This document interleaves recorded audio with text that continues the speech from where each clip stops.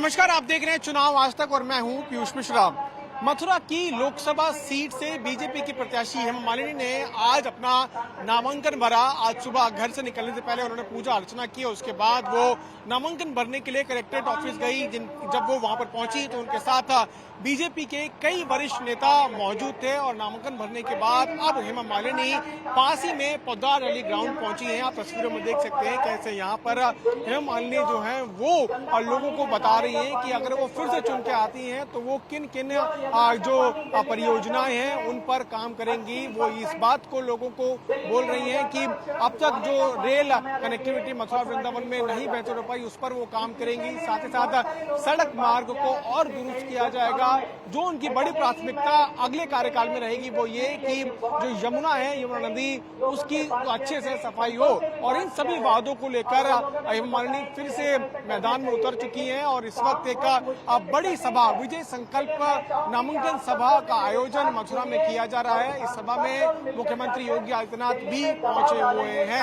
अब बता दें कि हेमा मालिनी को तीसरी बार बीजेपी ने टिकट दिया है और उन पर भरोसा जताया है। अगर हम इस सीट की बात करें मथुरा की तो यहाँ पर अब तक जो है कई बड़े बड़े चेहरे रहे हैं और हेमा मालिनी 2014 से बीजेपी की प्रत्याशी रही है। 2 बार 2014 और 2019 में वो जीत कर मथुरा से आई थी और इस बार फिर से वो मथुरा से ताल ठोक रही है। तस्वीरों में आप देख सकते हैं कैसे यहाँ पर भारी हुजूम मौजूद है। मुख्यमंत्री योगी आदित्यनाथ भी इस रैली में मौजूद हैं और एक बड़ी रैली का आयोजन यहाँ पर किया जा रहा है। ये विजय संकल्प नामांकन सभा है जिसमें बीजेपी के वरिष्ठ नेतागण भी यहाँ पर मौजूद हैं। पिछली बार 2019 में हेमा मालिनी को 30% से ज्यादा वोट मिले थे। उन्होंने अपने प्रतिद्वंदी को 3 लाख से ज्यादा वोटों से हराया था और इस बार उनका ये कहना है कि वो इस बार तो विपक्ष भी उनके सामने नहीं है, ऐसा हेमा मालिनी मानती हैं।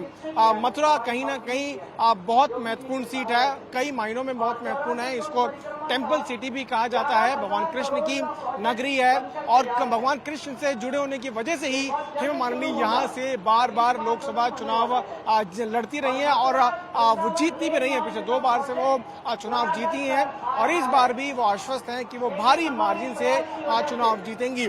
आज सुबह पूजा अर्चना करने के बाद वो नामांकन भरने गई।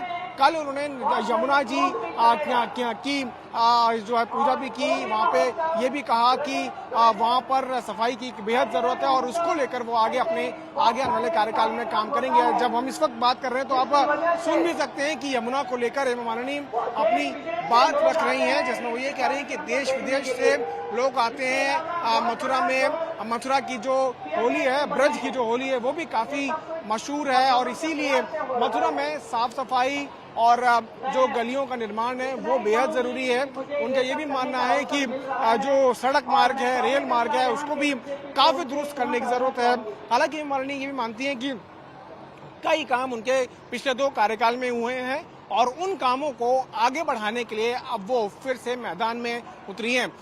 फिलहाल अभी की अगर हम बात करें तो महागठबंधन ने अभी तक मथुरा में हेमा मालिनी के खिलाफ किसी भी प्रत्याशी को नहीं उतारा है।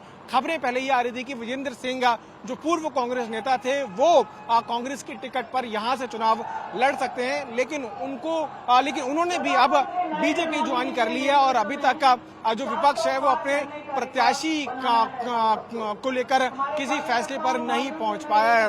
अब जो बीजेपी है वो ये दावा कर रही है कि उत्तर प्रदेश की 80 में से 80 सीटें बीजेपी जीतेगी और साथ ही साथ जो 400 पार का नारा है पूरे भारत में, एनडीए 400 पार का जो नारा है उसको लेकर अब यहां से आगे बढ़ा जाएगा।